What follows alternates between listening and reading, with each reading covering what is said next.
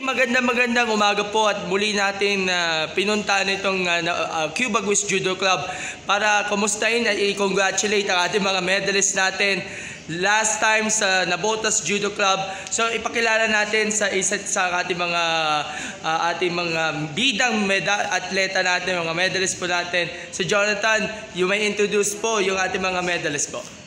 We go to Nabotas competition 1 month ago. We start with 9 fighters. And we will get 4 bronze medals. The other 4 bronze medals. Okay, Sir Christian, siguro your assessment and of course, how do you prepare nga dito sa inyong competition, please? Paano ka nag-prepare sa competition na to? Of course, yung reaction. But what's your reaction and your assessment nga dito sa panalo? Nag-training po ng training. Kahit may pasok po, pag Wednesday po, lagi po kami pupunta dito para lang po mag-training. At pinagandaan po namin yung competition sa Nabotas. And of course, ano ang naging reaction mo na nagbunga nga, first competition yun lahat at 4 bronze medal kaagad na napalanunan mo. Anong unang reaction niyo? Masaya po. Alright, si Kevin naman. Kevin, paano yung pinag-aandaan itong competition na yun? Your preparations po para dito. Maghahanda para sa competition. Lakasan mo kamay ah. Malakas, please. Sabihin mo kung paano ka naganda. Medyo mahiya pa si Kevin. Pero reaction na lang, no? Anong reaction nyo na nanalo ka ng bronze?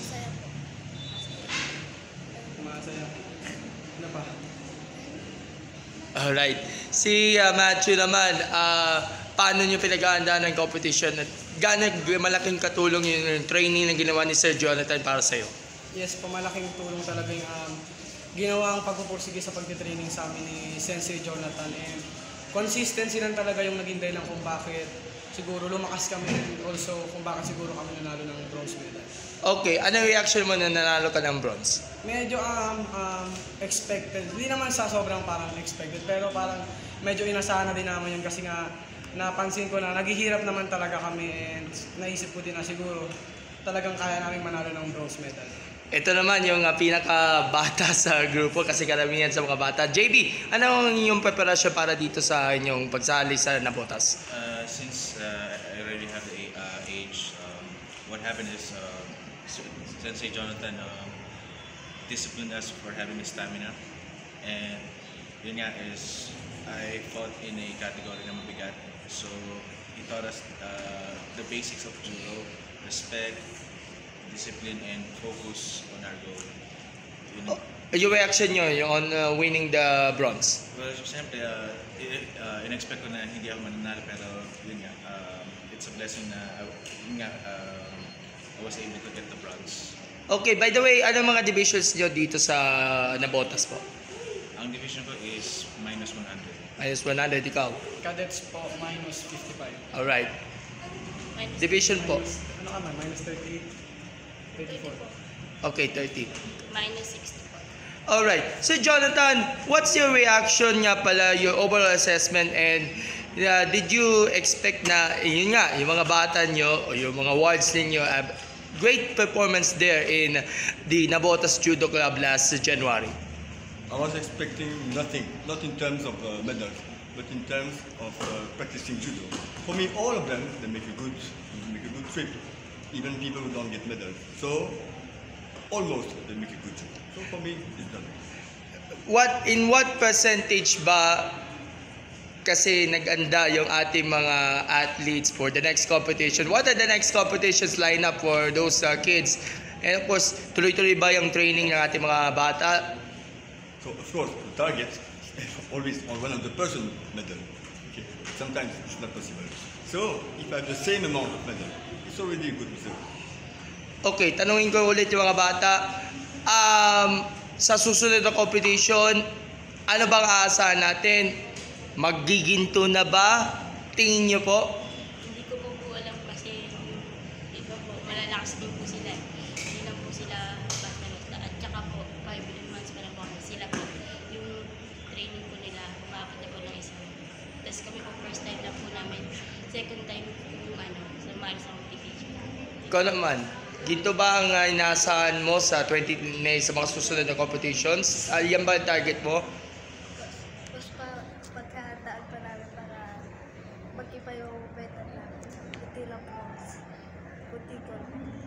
Okay, ikaw naman Matthew. Siyempre po, ang next target namin is gold. Pero kagaya nga po ng opinion ni Christian, baguhan pa lang po kami and yung mga kalaban namin is matagal na nagjujudo.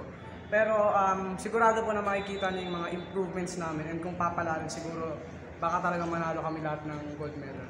Okay, JB. Well, since nakapag-France na kami, ang ginagawa na namin is pinaghahandaan pa namin ng gusto para makuha yung dito. Kasi alam namin, mas sa kalaban pa kami mas magagaling, pero mas okay na yung mas well-prepared kami at saka mas handa.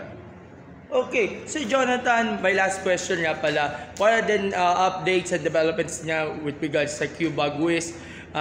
Nadagdagan ba yung oras ng training? And of course, may mga sponsors po tayo in helping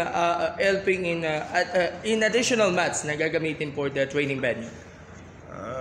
Let's say, for the last time he was coming, I told you we have a great help for Captain Barangay, John Akebal, because anytime we go out, we offer a service, a driver, sometimes food. By example, we go to visit the dojo in Manila, in Central Judo, after we make a seminar in the Philippine Sport Commission with the Japanese national team. And the target here, of course, is get some sponsors to get more mats. Because as you can see, we have more than 10 new players. And as you can see, the mats are only the same size, so we need mats. Alright, and finally, some shoutouts at mga pasasalamat niyo po, please go ahead. Ate, anong gusto niyo i-shoutout? Shoutout po sa papa ko dyan. Na sumusuporta sa akin. Alright, ikaw. Sunod po sa papa ko. Salamat po. Sa father and mother ko po na always na nagsusupport sa akin, pati sa girlfriend ko. Yun, my girlfriend! Siyempre. Ikaw naman, JB. Shoutout sa Q-Bag Wiz Club, so more power on us. And of course, Sir Jonathan, may we invite our followers again to visit the Q-Bag Wiz Judo Club. And of course, we want to thank all those who have supported you throughout this journey in the very first competition for 2024, dyan sa Labotas. Yes, as you can see, so many new players. Judo is for everybody. Look, we have new players. Look, Ibo, 5 years old, JD, and almost 40 years. We have a lot of girls also. Let's join us, let's try. It's free. And with that, we'd like to thank you, all of you, for, of course, for joining us in this interview. And congratulations and more power and good luck sa mga paparating pa mga competitions. So thank you so much. Last thing, they create a song. Everybody.